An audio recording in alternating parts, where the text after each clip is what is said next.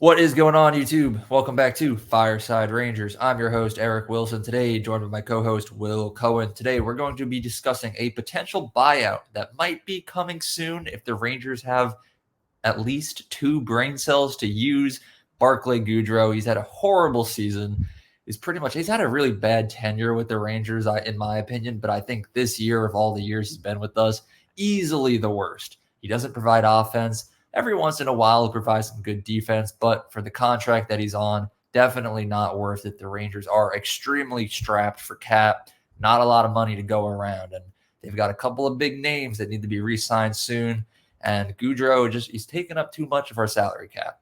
So at this point in time, the trade deadline's coming. You got to assume the Rangers are trying to market him, but what team in their right mind would want to take on a $3.6 million guy who doesn't really provide much worth that amount of money? So it kind of seems like the only other option would be a buyout. And there's a little bit of reasoning to think that it could be beneficial to do it rather than keeping him around, but we're going to get all right into that. But before we do, make sure you like, subscribe, ring that bell so you don't miss a notification. If you're watching us on Apple or Spotify, be sure to give us a 5-star review. Leave your thoughts down in the comment section below. Should the Rangers buy out Barclay Goodrow, or should they keep him around for the next couple of years? Lastly, be sure to follow us on all of our social media platforms at Fireside Rangers on Instagram, X, and TikTok. But before we really get into things, Will, how are you doing today, my friend? And what are your thoughts on Barclay Goodrow's season so far? I'm doing good right now. It's raining in Virginia. It was a very gloomy day. It sucked. It sucked the energy out of me. But when you texted me about this, I was thinking that I was like, where did this come from? But I thought it was I think it's a great topic to talk about because I mean, Barclay Goodrow, his first 2 years as a Ranger, I didn't think were bad. I mean, he did produce, like, for what he was, he did produce. I know he had 11 goals last year, 30. I think he had 31 points. Like, I mean, he was moved up and down the lineup, and now he's on just in a fourth line role, which what he's meant to do here, what he was brought in to do here. But he has 1 goal and 6 assists and 7 points in however many games. I think he's missed 1 game. Like, he's not producing. He's not playing well on defense. He's not really doing his job at all. And there's cheaper options, obviously, down in the AHL that could fill his role instead of being, the $3.6 million cap hit he's bringing. But I'm really not fond of him, and I've made that pretty known the last 2 years he's been here. But I think a buyout is the right way to go for him because, like you said, what team in their right mind would take on his contract? Like, not even like the Arizona Coyotes would do that, and they're notorious for taking on contracts for The teams. Coyotes are known as the salary cap Yeah, graveyard. It's like where when they took contracts going to die. they have Shea Weber, Voracek's on their I think that he's on their books right now. Pavel Datsyuk was on their books at one time, and then before he retired, like they literally just take on contracts just to hit the cap floor, and they probably wouldn't even take Goodrow. So Yeah. I think a buyout should be coming in the summers, in the summer. Yeah. I mean, let's run through the numbers here, right? Because Goodrow is making $3.6 million over the next 3 seasons. So the Rangers are going to be paying him a hefty sum over the next couple of years if they keep him around. Now, for those of you watching that don't really keep track of buyouts and like what they do, usually when a team buys out a player, it benefits them for the first year or two. They get that cap off the books, but then over the next couple of years after that, they have to slowly pay it off. Now, the reason why Goodrow one might actually be beneficial for this is because the salary cap in the NHL, for the first time in a little bit since COVID, it's projected to increase by a couple $1 million here. I don't have the exact number that it's going I up think to, it's but 4 million. yeah, it's going up 4 million. Yeah, I We'll think pull it so. up exactly while I break down the numbers. So if the Rangers were to buy out Barclay Goodrow, his full salary is off the books next year. So it's $3.6 million going to the Rangers, plus an additional $247 cap credit on top. So right there next season, they're freeing up about $3.8 million. Now you can sign 2 solid bottom 6 players with that money, better players than Barclay Goodrow. Then the following year after that, they would save an additional $2.6 million. Now, keep in mind, the Rangers have a lot of free agents coming up that they're going to have to re-sign. Big names that we like Ryan Lindgren, Capo Caco, Alexi Lafreniere in the next 2 years. So with the amount of money the Rangers have in their projected cap space, it's not a lot. So it's like even $2.6 million is a lot for the Rangers. And then by the time the Rangers will have to pay 3 years across the board of $1.1 million to pay off Barclay Goodrow's contract. So it's 1.1 1 year, then 1.1, then 1.1. Factor in the fact that the salary cap is going up $4 million and then will continue to increase after that. That $1.1 million should be small enough to the point where it shouldn't matter for the Rangers. So realistically, they're gaining money right now. And by the time they have to pay money, the league salary cap will be high enough that it won't matter. And I hope that makes sense to everyone who doesn't fully understand the salary cap. If I'm being completely honest, I'm not an expert on it.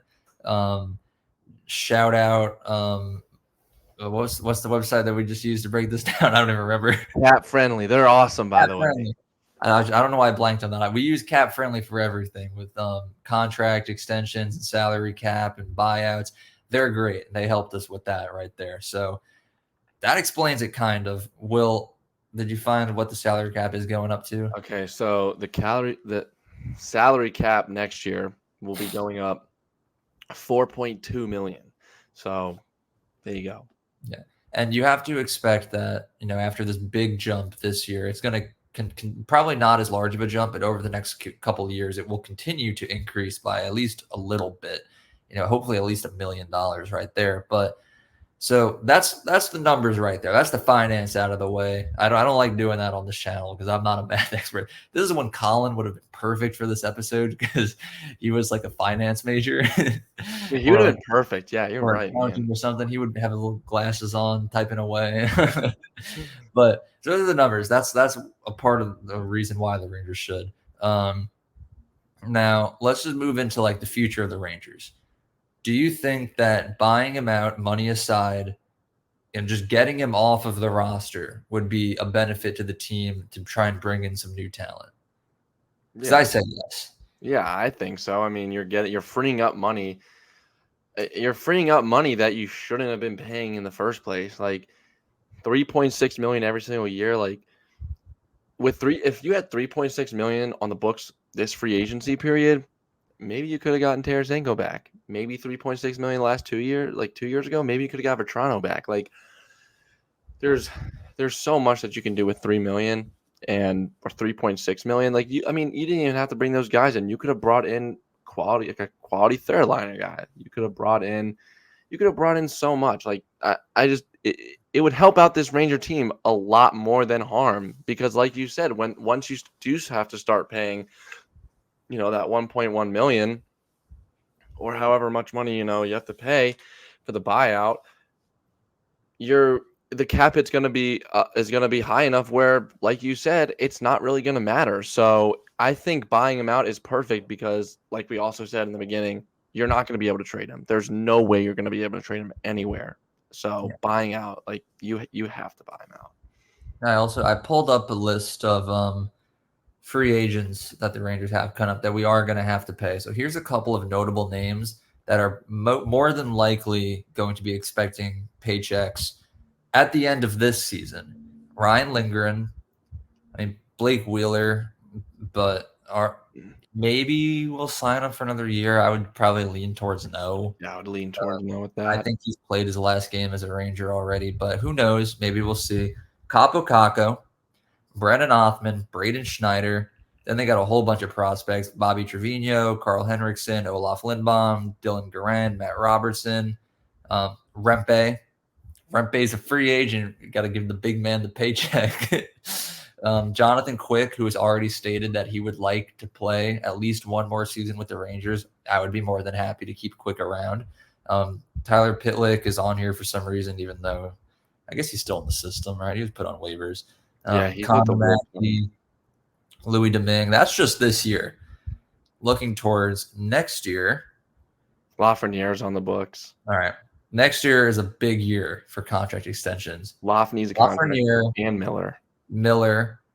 Igor Shesterkin,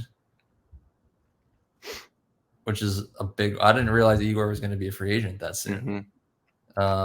Will Cooley, Edstrom, Sikora, Jimmy Vesey, Zach Jones. There's a lot of names right there. And like Igor Shesterkin is the biggest. I didn't even realize Igor was a free agent that quick. We're going to have to give him a lot of money. Yeah, no. There's a lot of people coming up, especially Lafreniere. If he continues to play like how he is right now, he's going to get himself a big contract. Yeah. And then look at it like this. Next year, 2026, not as many players, but there's one big one, Jacob Trouba, the captain. Like, there's a lot of contracts coming up, and the Rangers don't have a lot of money. So having that extra $2 or $3 million to me seems worth it when you can get 2 or 3 guys that are better than Goodrow on their own combined for the price of Goodrow. I don't think there's a single reason why the Rangers shouldn't buy him out at this point. I mean, maybe at least over the summer after this season. But like, he doesn't contribute offensively. He has his moments where he'll have like a decent defensive game, but it's not worth $3.6 million for the next 3 years. Yeah. But that's my opinion. So my official vote is yes, buy him out. My official vote's yes too. Like, you have guys, Jimmy Vesey, who's making $800,000 for this year and next year. Johnny Brodzinski, who's making, I think, $800,000 too. You know, guys in the system like Sikora, Berard, like, they're going to be cheaper options than Goodrow. There's no reason why. Oh, and Will Cooley, because I guess he's a bottom 6 player. He's not making that much money. There's guys that you should never pay a bottom 6 forward. Like, that is like, you never pay them. Like, it's the Coolies, it's the Berards, it's the Sikoras that you have, and then you trade them away to get those picks or whatever, and then another team pays them, but you never pay bottom 6 guys more than $3 million. Like, you never do that. You never give out those contracts. So there's no reason why he shouldn't be bought out and replaced with, like I said, Berard, Sikora, those type of guys, those prospects, those blue chip prospects that aren't top 6 players, but will fill in the bottom 6 very well. And they'll do it for a lot cheaper, which allows you to go and get guys for your top 6 if you need them. But that's my thing right there. My vote's no, like yours. Yeah. And like, if the Rangers don't buy out Barclay Goodrow with the way their cap situation is, I don't see them being able to re-sign over the next 3 years Kakko, Lafreniere, Lindgren, Trouba, and Igor. Cooley, maybe that's 6. Miller. There's no way. They're going to need that money. So if they don't buy him out, Rangers fans, you better get ready to say goodbye to some of your favorite players. So what do you want? Weigh the scales? Barclay Goodrow or everyone else? And there's reports that Elias Pettersson does not even want to talk with the Canucks about contract extensions. If he does become available, and I know a lot of Ranger fans want Elias Pettersson, well, you're going to have to give up somebody else, but you're going to have to get rid of Goodrow if you want Pettersson and give him a contract, which I do. So I would give him up. We'll see. Maybe next episode will be the Pettersson discussion. Who knows? But we'll get into that next time. That about wraps up today's episode. Thank you to everyone for watching. Make sure you like, subscribe, ring that bell so you don't miss a notification. If you're watching us on Apple or Spotify, be sure to give us a 5-star review.